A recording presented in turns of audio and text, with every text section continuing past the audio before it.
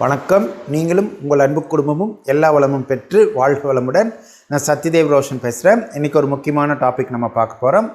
நம்மளோட ஆழ் மனதில் பதிஞ்சிருக்கக்கூடிய நெகட்டிவான விஷயங்களெல்லாம் அழித்து நம்மளை ரீப்ரோக்ராம் பண்ணக்கூடிய ஒரு அற்புதமான முத்திரையை நம்ம பார்க்க போகிறோம். ஆழ் மனதில் தான் நம்மளை பற்றியான எல்லா விஷயங்களும் ரெக்கார்ட் ஆகிருக்கும்.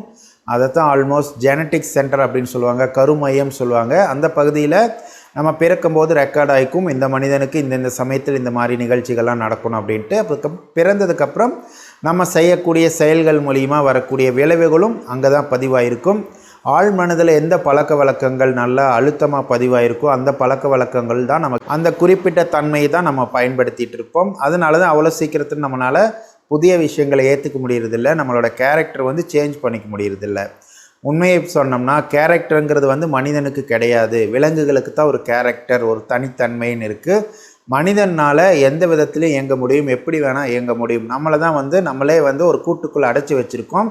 நம்மளால் இது தான் செய்ய முடியும், நமக்கு இது தான் தெரியும், இது தான் தெரியாது, இவ்வளோ தான் முடியும், இவ்வளோ முடியாது அப்படின்னு சொல்லி நம்மளே ஒரு வட்டத்தில் அடைச்சி வச்சுருக்குறோம். அது தப்பு. நம்மளால் எந்த வித உயரத்துக்கும் போக முடியும். நமக்கு பழக்க வழக்கங்களை மாற்றிக்கிட்டோம்னா போதும். பழக்க வழக்கங்கள்னால தான் நம்ம வாழ்க்கை ஒரு வட்டத்துக்குள் அடைஞ்சிட்ருக்கு. நம்ம நினச்சாலும் மாற்றுறது சிரமமாக தான் இருக்கும். நம்ம ஒரு விஷயத்தை செய்யலாம்னு நினைப்போம், ஆனால் நம்ம ஏற்கனவே அந்த விஷயத்தை செஞ்சு பழகாதனால அது செய்ய வேண்டாம் அப்படின்னு சொல்லி நம்ம மனம் தடுத்துட்ருக்கோம். இதுக்கு காரணம் பழக்கம் இல்லாதனால தான். அதனால் என்ன பண்ணணும் அப்படின்னா, நம்ம ஆழ்மனதில் நல்ல விஷயங்களெல்லாம் அழுத்தமாக பதிவு பண்ணணும். அப்படி அழுத்தமாக பதிவு பண்ணுறதுக்கான ஒரு அற்புதமான முத்திரை தான் பிரம்ம முத்திரை. இந்த முத்திரையை நீங்கள் பயன்படுத்திட்டு வந்தீங்கன்னா கண்டிப்பாக நீங்கள் உங்கள் வாழ்க்கையில் நல்ல நிலைமைக்கு வர முடியும். இந்த முத்திரையை எப்படி பயன்படுத்தணும் அப்படின்னா, உங்களோட 2 கைவிரல்களையும் இந்த மாதிரி வச்சுக்கோங்க. பெருவிரல் 2 இணைச்சிக்கணும். பெருவிரலுக்கு மேலே இருக்கக்கூடிய அந்த வி ஷேப் இருக்குல்ல, அந்த ஷேப்பை நம்ம இப்படி வச்சுட்டு பார்க்கணும். இப்போ கண்களுக்கு நேராக இப்படி வச்சுக்கோங்க. வச்சுக்கிட்டு கண் சிமிட்டாமல் ஒரு 10 நொடி பார்க்கணும். 2 பெருவிரலுக்கு மேலே இருக்கக்கூடிய அந்த துளையை பாருங்கள். 10 நொடி கண் இமைக்காமல் பார்த்துக்கிட்டு அதுக்கப்புறம் கண் சிமிட்டிட்டு பாருங்கள். கைக்குள்ளே நிறைய காந்த சக்தி உருவாக ஆரம்பிச்சிடும். அது அப்படியே வெயிட் ஆக ஆரம்பிக்கும். அப்படியே நீங்கள் நல்லா ஃபீல் பண்ணலாம். நல்லா கை அப்படியே வெயிட் ஆகும். 2 பெருவிரலுக்கும் மேலே முக்கோண ஷேப்பில் ஒரு ஹோல்ஸ் தெரியுதுல்ல, அந்த ஹோல்ஸை நம்ம பார்க்கணும். கண் சிமிட்டாமல் பார்க்கணும். 1 நிமிஷத்துலேருந்து 5 நிமிஷம் வரைக்கும் நம்ம பார்க்கலாம். 10 நொடி மட்டும் கண் சிமிட்டாமல் பாருங்கள். அதுக்கப்புறம் கண் சிமிட்டிட்டு பாருங்கள். நல்லா அழுத்தம் அதிகமாகி நல்லா வெயிட் ஆகிற வரைக்கும் வெயிட் பண்ணிகிட்டே இருங்க. ஒரு 5 நிமிஷம் இது மாதிரி பார்த்துக்கிட்டே இருங்க. கண் சிமிட்டிட்டு பார்க்கலாம். நல்லா அது சக்தி அதிகரித்ததுக்கப்புறம் என்ன பண்ணணுன்னா, அந்த துளையை பார்த்துக்கிட்டே உங்களுக்கான நன்மைகள் தரக்கூடிய எண்ணங்களை நீங்கள் சொல்லுங்கள். ஃபஸ்ட்டு உங்களை பற்றியான உயர்வான எண்ணங்களை சொல்லுங்கள்.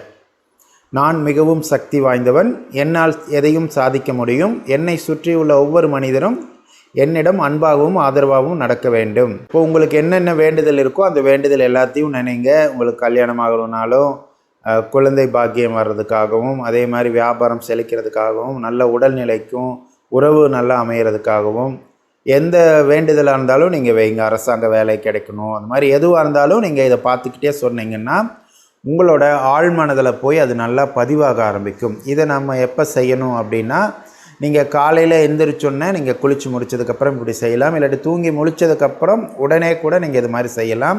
பிரம்ம முகூர்த்த நேரத்தில் செய்கிறது ரொம்பவே சூப்பரான பலனை கொடுக்கும். கண்டிப்பாக நீங்கள் காலையில் எந்திரிச்சோன்னே இதை பண்ணுங்கள். நைட்டு தூங்குறதுக்கு முன்னாடி இதே மாதிரி நீங்கள் செஞ்சுட்டு தூங்குங்க. செஞ்சதுக்கப்புறம் எதையும் பண்ணக்கூடாது. தூங்குறதுக்கு முன்னாடி இதை பண்ணிவிட்டு உடனே தூங்கிடுங்க. எப்பவுமே நம்மளோட எண்ணங்களை நம்ம எவ்வளவு தூரம் உள்ளுக்குள்ளே நல்ல எண்ணங்களை பதிவு பண்ணுறோமோ தொடர்ந்து அந்த எண்ணங்கள் பதிவு பண்ணிகிட்டே இருக்கும்போது பழைய எண்ணங்கள்லாம் மறைஞ்சிரும், அதுக்கு சக்தி இல்லாமல் போயிடும். அதனால் நம்ம இந்த மாதிரி பாசிட்டிவான விஷயங்களை ஃபாலோ பண்ணிட்டு வரணும். இந்த முத்திரையை நீங்கள் தொடர்ந்து பயன்படுத்திட்டு வந்தீங்கன்னா கண்டிப்பாக உங்கள் வாழ்க்கையில் ஒரு பாசிட்டிவான சேஞ்சஸ்லாம் வரும். காலையிலையும் பண்ணுங்கள், நைட்டும் இந்த முத்திரை பயிற்சி பண்ணுங்கள். நம்ம உடம்புல இருக்கக்கூடிய 7 சக்கராவையும் நம்ம இயக்கிறதுக்கான ஒரு எளிய முத்திரை நம்ம பார்க்க போகிறோம். அதே மாதிரி நம்மளோட கையில் இருக்கக்கூடிய 7 சக்கராவையும் இயக்கக்கூடிய தூண்டக்கூடிய ஒரு அற்புதமான முத்திரையை பார்க்க போகிறோம். இந்த முத்திரையை நம்ம பயன்படுத்துறது மூலிமா நம்ம உடம்பில் இருக்கக்கூடிய முக்கியமான உறுப்புகள் 12 ராஜ உறுப்புகள்னு சொல்லுவாங்க, அந்த உறுப்புகள் பலம் அடையும். அதே மாதிரி உடம்பில் ஜீரண மண்டலம் சக்தியோடு இயங்கும்.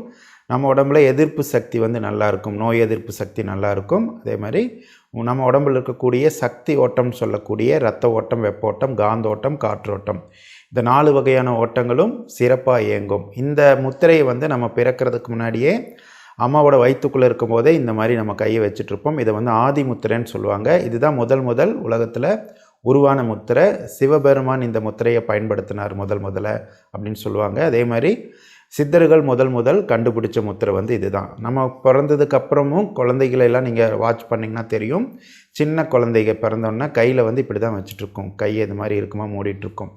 எதுக்காக அது அப்படி பண்ணுது அப்படின்னா, பிரபஞ்ச சக்தியை வந்து ஈர்த்து தக்க வச்சுக்குது. நம்மளை சுற்றியுமே வந்து பிரபஞ்ச சக்தி தான் சூழ்ந்து இருக்கும். கடலுக்குள்ளே நம்ம மூழ்கி இருந்தோன்னா நம்மளை சுற்றி எப்படி தண்ணியால் நிரம்பி இருப்போம், அதே மாதிரி தான் நம்மளை சுற்றியுமே பிரபஞ்ச சக்தி மூழ்கி இருக்கும். அந்த சக்தியை வந்து நம்ம ஈர்த்து தக்க வச்சுக்கணும். அதனால நமக்கு வந்து நன்மைகள் இருக்குது. அந்த மாதிரி நம்மளால் முடியாததுனால தான் நமக்கு பிரச்சனை வருது. எப்போவுமே பிரபஞ்சத்தோட தொடர்பு நமக்கு நல்லபடியாக கிடைச்சிட்ருக்கிற வரைக்கும் நமக்கு எல்லாமே பாசிட்டிவாக நடக்கும். அந்த தொடர்பு வந்து விட்டு போச்சுன்னா எந்த குறிப்பிட்ட ஒரு ஃப்ரீக்குவென்சி நமக்கு கிடைக்கலையோ அது சார்ந்த விஷயங்கள் நமக்கு நடக்காது. ஓகேங்களா? அதனால தான் குழந்தை பிறக்கிறதுக்கு முன்னாடியும் குழந்தை பிறந்ததுக்கப்புறமும் ஒரு முழுமையாக வளர்ச்சி அடையாத உடல் தான் இருக்கும் குழந்தைக்கு. அப்போ குழந்தை வயிற்றுக்குள்ளே இருக்கும்போது உருவாகும்போது நிறைய பிராணசக்தி, நிறைய பிரபஞ்ச சக்தியெலாம் தேவைப்படுது. அந்த சக்தியெலாம் ஈர்த்து அதே மாதிரி அம்மாக்கிட்ட சாப்பாட்டு மூலிமா வரக்கூடிய சக்தியெலாம் முழுமையாக உடம்புக்கு தேவையான சக்திகளாக கன்வெர்ட் பண்ணுறதுக்கு இந்த முத்திரையை குழந்தை வயிற்றுக்குள்ளே இருக்கும்போது வச்சுருக்கோம். அதே மாதிரி பிறந்ததுக்கப்புறம் சில வருடம் வரைக்கும் அந்த குழந்தைய அடிக்கடி அந்த மாதிரி தான் வச்சுருக்கோம். எதுக்காக அப்படின்னா, இந்த பிரபஞ்ச சக்தியை வந்து பயன்படுத்தி உடல் வந்து வளர்க்குறதுக்கும் உடம்பில் இருக்கக்கூடிய உறுப்புகளெல்லாம் முழுமையடை செய்கிறதுக்கும் அது பயன்படுத்தும். ஓகேங்களா? உடம்பு எப்பவுமே வந்து அதுக்கு தேவையான விஷயங்களெல்லாம் தன்னை போலவே ஈர்த்துக்கக்கூடிய தன்மை வாய்ந்தது. அப்போ குழந்தைகளுக்கெல்லாம் மூளை வந்து முழுமையாக வளர்ச்சி அடையாதனால அது ஆட்டோமேட்டிக்காகவே அது ஒரு தெய்வத்தன்மையோடு தான் இயங்கிட்டு இருக்கும். அதனால் அதுக்கு சக்தி எப்படி எந்தெந்த வழியெல்லாம் வாங்கிக்கலான்னு சொல்லி தெரியும் குழந்தைகளுக்கெல்லாம். ஓகேங்களா? அந்த முத்திரை எப்படி பண்ணுறதுன்னு பார்க்கலாம். ரொம்ப சிம்பிள் தான். 2 கைகள்லையும் செய்யப்படக்கூடிய ஒரு முத்திரை. இப்போ இந்த முத்திரையை எப்படி பயிற்சி பண்ணலான்னு பார்க்கலாம். இந்த முத்திரையை 2 கைகள்லையும் செய்யணும். எப்படி செய்யணும் அப்படின்னா, உங்களோட பெருவிரலை வந்து சுண்டு விரலோட அடிப்பகுதி இந்த பகுதியில் வந்து அழுத்தி பிடிச்சிக்கணும். மற்ற 4 விரல்களை வந்து இப்படி மூடி அழுத்திக்கணும். அவ்வளோதான். இதே மாதிரி தான் இந்த கையிலையும் பண்ணணும். பெருவிரலை வந்து சுண்டு விரலோட அடிப்பகுதியில் இப்படி வச்சுக்கணும். மற்ற 4 விரலில் இப்படி மூடிடணும். இந்த மாதிரி பண்ணிக்கணும். இப்படி பண்ணிவிட்டு நீங்கள் வந்து இப்படி வச்சுக்கலாம். இப்படி வைக்கும்போது என்ன ஆகும் அப்படின்னா, உங்களோட கையில் இருக்கக்கூடிய அந்த 7 சக்ராவும் வந்து ஸ்ட்ராங்காக ஆரம்பிக்கும், தூண்டப்படும், நல்லா இயங்க ஆரம்பிக்கும். அதுக்கப்புறம் உடம்புல வந்து அந்த நரம்பு வந்து பலப்பட ஆரம்பிக்கும். நரம்பு வந்து நீங்கள் பண்ணும்போதே தெரியும், நரம்புகள்லாம் வந்து ஒரு சக்தி கிடைக்க மாதிரி இருக்கும். உடம்பு வந்து உடனே புத்துணர்வு வந்த மாதிரி இருக்கும். அது எதனால் அப்படின்னா, நரம்புக்கு வந்து சக்தி வந்து கிடைக்கிறதுனால என்ன ஆகும்னா, உடம்பு ஃபுல்லாகவே எல்லா பகுதிகளுக்குமே வந்து உங்களுக்கு அந்த 4 வகையான சக்தி ஓட்டம் வந்து கிடைக்க ஆரம்பிக்கும். அதனால் வந்து உங்களுக்கு உடனடியாக எனர்ஜி கிடைக்கும். இப்போ ஏற்கனவே வந்து ஒரு பதிவு போட்டிருந்தோம், அந்த சக்ராஸ் எல்லாம் பற்றி. அந்த பதிவோட லிங்க்கும் கொடுக்குறோம், பார்த்துக்கோங்க. இப்போ கைவிரல்களில் 7 சக்ரா இருக்குன்னு சொல்லி ஏற்கனவே ஒரு வீடியோ போட்டிருந்தோம், அதோட லிங்க் கொடுக்குறோம், அதை பாருங்கள். இப்போ சுருக்கமாக கைவிரல்கள் இருக்கக்கூடிய சக்ராவை பற்றி சொல்கிறேன். நம்மளோட மணிக்கட்டு பகுதியில் வந்து மூலாதார சக்ரா இருக்குது. உள்ளங்கையில் வந்து துரிய சக்ரா, க்ரௌன் சக்ரா இருக்குது. சுண்டு விரலில் வந்து ஹார்ட் சக்ரான்னு சொல்லக்கூடிய அநாதக சக்ரா இருக்குது, சுண்டு விரலோட முனைப்பகுதியில். அடுத்தது மோதிர விரலில் வந்து ஆக்னா சக்ரா இருக்குது, தேடை அப்படின்னு சொல்கிறாங்களா அந்த சக்ரா. நடுவிரலில் வந்து மணிப்பூரக சக்ரா இருக்குது. ஆள்காட்டி விரலோட நுனியில் வந்து த்ரோட் சக்ரான்னு சொல்லக்கூடிய விசுப்தி சக்ரா இருக்குது, தொண்டை பகுதியில் இருக்கும் அந்த சக்ரா. அடுத்தது கடைசியாக நம்ம வந்து பெருவிரலோட நுனிப்பகுதியில் வந்து நீர் சக்ரான்னு சொல்லக்கூடிய சேக்ரல் சக்ரா, சுவாதிஷ்டானம்னு சொல்லுவாங்களா, அந்த சக்ரா இருக்குது. இதை பேஸ் பண்ணி தான் முத்திரைகள்லாம் வந்து சித்தர்கள் வந்து கண்டுபிடிச்சாங்க. இப்போ நம்ம இந்த மாதிரி பண்ணும்போது நமக்கு அந்த 7 சக்ராவும் தூண்டப்படும். அதே மாதிரி விரல்களில் வந்து கிரகங்களோட எனர்ஜி இருக்கக்கூடிய சக்தி இருக்குது. அதே மாதிரி பஞ்சபூதங்களை சமநிலைப்படுத்தக்கூடிய, பஞ்சபூதங்களை கட்டுப்படுத்தக்கூடிய சக்தியும் இருக்குது. அப்போது இந்த கை விரல்களை இந்த மாதிரி மடக்கி நம்ம பண்ணும்போது இவ்வளவு சக்தி நமக்கு கிடைக்குது. இது எத்தனை நேரம் பண்ணணும் அப்படின்னா, 5 நிமிஷத்துலேருந்து 20 நிமிஷம் வரைக்கும் பண்ணலாம். இந்த முத்திரையை வந்து நீங்கள் எல்லா நேரங்களையும் பண்ணலாம், குறிப்பிட்ட நேரம் தான் பண்ணணுன்ட்டு கிடையாது. உங்களுக்கு சக்தி இழப்பு ஆச்சுன்னா உடனே நீங்கள் இதை பண்ணுங்கள். சாப்பிட்டதுக்கப்புறம் 1 மணி நேரம் கழித்து தான் பண்ணணும். ஓகேங்களா? இது வந்து நீங்கள் வண்டியில் போகும்போது, அதாவது ட்ரெயினில் போகும்போது, பஸ்ஸில் போகும்போது கூட நீங்கள் பயன்படுத்தலாம். படுத்துட்டு மட்டும் இதை பண்ணாதீங்க, உட்கார்ந்த நிலைமையில் பண்ணலாம். இந்த முத்திரையை நீங்கள் அடிக்கடி பயிற்சி பண்ணிகிட்டே இருங்க. உங்கள் உடலை வந்து ஆரோக்கியமாக வச்சுக்கோங்க.